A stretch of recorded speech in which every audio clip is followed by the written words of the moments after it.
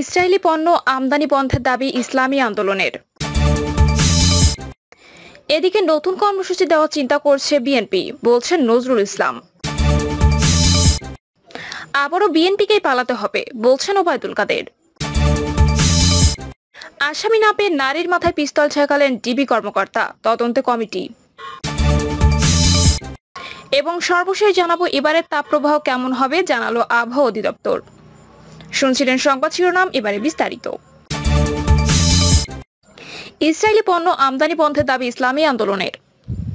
বাংলাদেশের বাজারে ইসরায়েল ও ভারতীয় পণ্য আমদানি বন্ধের দাবি জানিয়ে ইসলামী আন্দোলন বাংলাদেশের মহাসচিব প্রিন্সিপাল হাফেজ মাওলানা ইউনুস আহমদ বলেছেন, ফিলিস্তিনি একটি স্বাধীন রাষ্ট্র, বর্বর ইসরায়েল চাপিয়ে দেওয়া একটি রাষ্ট্র।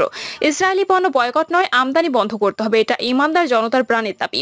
ইহুদিদের অর্থনীতিতে আঘাত না করলে এটা থামবে না। ফিলিস্তিনের চলমান ইসরায়েলি গণহত্যা বন্ধ ও স্বাধীন ফিলিস্তিন রাষ্ট্র গঠনের দাবিতে আগামী 17ই মে সারা দেশে জেলা ও মহানগরে বিক্ষোভ কর্মসূচি ঘোষণা করেছে ইসলামী আন্দোলন বাংলাদেশ। সেটি সফল করার জন্য সবার প্রতি আহ্বান জানান দলটির মহাসচিব মাওলানা ইউনুস আহমদ। বলেন, দখলদার সন্ত্রাসী রাষ্ট্র ইসরায়েল শুধু আজকেই নয়, বরং তার 1948 সাল থেকেই ফিলিস্তিনের মুসলমানদের উপর সন্ত্রাসী কায়দায় হামলা চালিয়ে আসছে। এই হামলায় কয়েক লাখ মানুষকে তারা শহীদ করেছেন। বিশেষ করে গত 7 মাসে ইসরায়েল ফিলিস্তিনের গাজায় যে ধ্বংসযজ্ঞ শুরু করেছে তা অকল্পনীয়। এই কয়েক মাসে প্রায় 40,000 ফিলিস্তিনিকে হত্যা করা হয়েছে, যাদের অধিকাংশ নারী ও শিশু, যা অত্যন্ত হৃদয় বিদারক ঘটনা। তিনি বলেন, ইসরায়েলের বর্বর হামলার স্কুল, কলেজ, হাসপাতাল, মসজিদ ও গির্জা সহ কোনো স্থাপনায় বাদ যাচ্ছে না। অবিলম্বে গাজায় ইসরায়েলি বর্বর হামলা বন্ধ ও স্বাধীন ফিলিস্তিন রাষ্ট্র গঠনে কার্যকর পদক্ষেপ গ্রহণ করার জন্য জাতিসংঘ, আন্তর্জাতিক সংস্থা এবং মুসলিম বিশ্বের মোড়লদের প্রতি আহ্বান জানাচ্ছি। নতুন কর্মসূচি দেওয়ার চিন্তা করছে বিএনপি, বলছেন নজরুল ইসলাম। দ্রব্যমূল্যের ঊর্ধ্বগতি, গ্যাস, বিদ্যুৎ ও সীমান্ত হত্যা নিয়ে বিএনপি ও যুগপৎ সঙ্গীরা নতুন করে কর্মসূচি দেওয়ার চিন্তা করছে বলে জানিয়েছেন দলটির স্থায়ী কমিটির সদস্য নজরুল ইসলাম খান। তিনি বলেন, এসব সমস্যা নিয়ে কিভাবে জনগণকে সম্পৃক্ত করে আগামী দিনে অগ্রসর হতে পারি, সেজন্য কর্মসূচি নেওয়ার চিন্তা করছি। নজরুল ইসলাম খান বলেন, আজকের বৈঠকে দেশের বর্তমান রাজনৈতিক, অর্থনৈতিক ও সামাজিক অবস্থা নিয়ে আলোচনা করছি। রাষ্ট্রীয় সমস্যা নিয়ে আলোচনা হয়েছে, রাষ্ট্রীয় ঋণের দ্রুত বৃদ্ধি নিয়েও বৈঠকে আলোচনা হয়েছে, সীমান্ত হত্যার সমস্যা নিয়েও কথা হয়েছে। তিনি বলেন, বাকি জোটগুলোর সঙ্গে আলোচনা করে আগামী দিনের কর্মসূচির বিষয়ে জানাতে পারবো। ডোনাল্ড লুর বাংলাদেশ সফরকে আমরা খুব বেশি গুরুত্বপূর্ণ মনে করছি না। উল্লেখ করে নজরুল ইসলাম বলেন, তিনি তো অনেক দূরের মানুষ, বাংলাদেশের মানুষ তার নিজের সমস্যার সমাধান বরাবরই নিজেরাই করছে। ডোনাল্ড লুর সফর নিয়ে বিএনপি শঙ্কিত দেশের অবস্থা নিয়ে মন্তব্য করে নজরুল ইসলাম বলেন, আমরা শঙ্কিত দেশের ব্যাংক লুটকারীদের মুক্তি করা নিয়ে সরকার অপচেষ্টা নিয়ে। বিএনপিকেই পালাতে হবে, বলছেন ওবায়দুল কাদের। আন্দোলনের নামে সন্ত্রাস করলে বিএনপিকে আবারও পালাতে হবে বলে মন্তব্য করেছেন দলটির সাধারণ সম্পাদক ওবায়দুল কাদের। তিনি বলেন, আওয়ামী লীগের বিএনপিকে নিশ্চিহ্ন করার দরকার নেই, সরকারেরও দরকার নেই। গত 28 অক্টোবর বিএনপি নেতাকর্মীরা বক্তব্য দিয়েছেন, আওয়ামী লীগ পালানোর পথ পাবে না। সেদিনও দেখলাম পল্টন ময়দান থেকে একে একে দৌড়াতে দৌড়াতে অলিগলি কোথায় দিয়ে যে পালিয়েছে কেউ চিন্তাও করেনি। আওয়ামী লীগ সাধারণ সম্পাদক বলেন, বিএনপিকে রাজনৈতিকভাবে মোকাবিলা করা হবে। যদি তারা আবারও জ্বালাও পোড়াও করে, তবে উদ্ভূত পরিস্থিতি অনুযায়ী ব্যবস্থা নেওয়া হবে। আন্দোলনের নামে সন্ত্রাস করলে বিএনপিকে আবারও পালাতে হবে। তিনি বলেন, আওয়ামী লীগের ইতিহাসে পালিয়ে যাওয়ার কোনো রেকর্ড নেই। 2007 সালে তার রাজনীতি করব না এই মুসলেখা দিয়ে বিদেশে পালিয়ে গেছেন বিএনপির ভারপ্রাপ্ত চেয়ারম্যান তারেক রহমান। তাদের মূল নেতা পালিয়ে আছে। ওবায়দুল কাদের বলেন, 28 অক্টোবরে বক্তব্য দিয়েছেন আওয়ামী লীগ পালানোর পথ পাবে না। শেষ পর্যন্ত দেখলাম দৌড়াতে দৌড়াতে তারা পালিয়েছে। তিনি বলেন, তারা যদি রাজনৈতিকভাবে এগোতে চায় তাহলে আমরাও রাজনৈতিকভাবে মোকাবিলা করব। তারা যদি আবারও সন্ত্রাস করে তাহলে আমরাও সেভাবেই মোকাবিলা করব। আগে থেকে এ নিয়ে কিছু বলতে চাই না। আওয়ামী লীগ সাধারণ সম্পাদক বলেন, বাংলাদেশে এসে কেউ আবারও বিএনপিকে মদত দেবে সে পরিস্থিতি এখন বিশ্বে নেই। যারা দাপট দেখাতে তাদের ক্ষমতা মধ্যপ্রাচ্যে সংকুচিত হয়ে গেছে। মার্কিন প্রেসিডেন্টের কথা ইসরায়েল শোনে না। আসামি না পেয়ে নারীর মাথায় পিস্তল ঠেকালেন ডিবি কর্মকর্তা, তদন্তে কমিটি। ব্রাহ্মণবাড়িয়া সদর উপজেলা থলিয়ারা গ্রামে আসামি না পেয়ে বাড়ির নারী ও শিশুদের মারধর করার অভিযোগ উঠেছে জেলা পুলিশের গোয়েন্দা শাখার সদস্যের বিরুদ্ধে। এক পর্যায়ে ডিবির এক পুলিশ কর্মকর্তা মামলার আসামির স্ত্রীর মাথায় পিস্তল ঠেকান। গত শুক্রবার জেলার সদর উপজেলা থলিয়ারা গ্রামে এই ঘটনা ঘটে। সংক্রান্ত একটি ভিডিও সামাজিক যোগাযোগ মাধ্যমে ইতিমধ্যে ছড়িয়ে পড়েছে।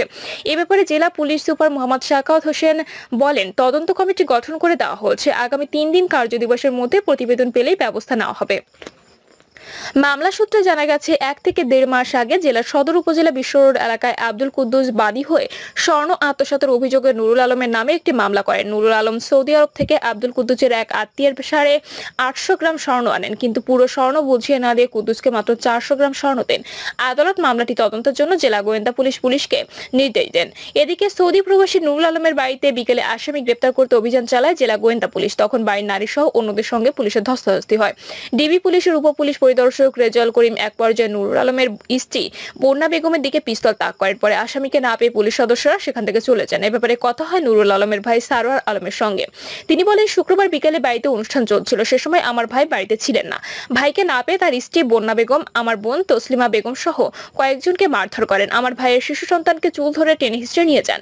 এসব দৃশ্য মুঠোফোনে ভিডিও করা আমার এক ভাতিজিকেও তারা মারধর করেন। তার মাথায় পিস্তল দিয়ে আঘাত করেন পুলিশ সদস্যরা।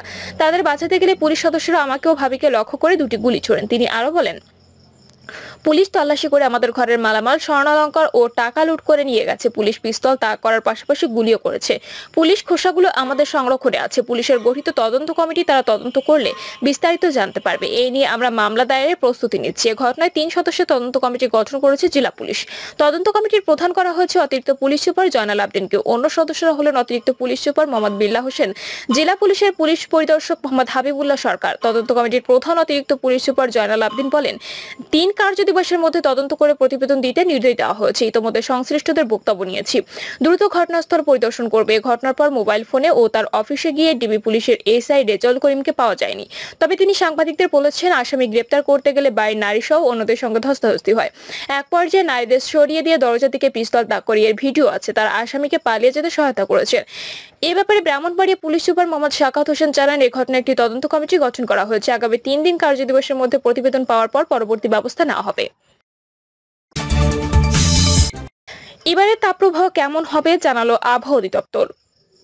তীব্র তাপপ্রবাহের পর টানা 1 সপ্তাহ ধরে সারা দেশে বিক্ষিপ্তভাবে বৃষ্টি হচ্ছে। তবে দেশের বিভিন্ন অঞ্চলে ফের তাপপ্রবাহ শুরু হতে পারে বলে জানিয়েছেন আবহাওয়াবিদরা। দিনের তাপমাত্রা 2 ডিগ্রি সেলসিয়াস পর্যন্ত বেড়ে ফের তাপপ্রবাহ শুরুর কথা জানিয়েছে তার আবহাওয়া অধিদপ্তর জানিয়েছে, 15ই মে থেকে আবহাওয়ার মৃদু থেকে মাঝারি মাত্রার তাপপ্রবাহ বইতে পারে। 20 মের পর বঙ্গোপসাগরে একটি লঘুচাপ সৃষ্টি হতে পারে বলে আভাস দিয়েছে অধিদপ্তর। পরে এই তাপপ্রবাহ দীর্ঘায়িত হবে না, আবার তীব্র বা অতি তীব্র হবে না। এর ব্যাপ্তিও সারা দেশে বিস্তার লাভ করবে না, দেশের পশ্চিম ও মধ্যাঞ্চলে বিস্তার লাভ করতে পারে। এটা 4 থেকে 5 দিন থাকতে পারে। আবহাওয়া অধিদপ্তরের মে মাসের পূর্বাভাসে বলা হয়েছে, মাসের শেষ দিকে সাগরে 1টি বা 2টি লঘুচাপ সৃষ্টি হতে পারে। সেখান থেকে নিম্নচাপ বা ঘূর্ণিঝড়ের অবস্থা তৈরি হতে পারে। দেশের কোথাও কোথাও 1 থেকে 3টি মৃদু ও মাঝারি এবং 1 থেকে 2টি তীব্র তাপপ্রবাহ বয়ে যেতে পারে। এই মাসে দিনের তাপমাত্রা স্বাভাবিকের চেয়ে বেশি থাকবে, তবে তা এপ্রিলের মতো অবস্থায় যাবে না। মঙ্গলবার সারা দেশে দিন এবং রাতের তাপমাত্রা 1 থেকে 2 ডিগ্রি সেলসিয়াস বাড়তে পারে বলেও পূর্বাভাসে জানিয়েছে আবহাওয়া অধিদপ্তর। প্রিয় দর্শক, এই ছিল এখনকার সর্বশেষ সংবাদ। আপডেট সব সংবাদ পেতে চ্যানেলটি সাবস্ক্রাইব করে বেল আইকনটি ক্লিক করে রাখুন।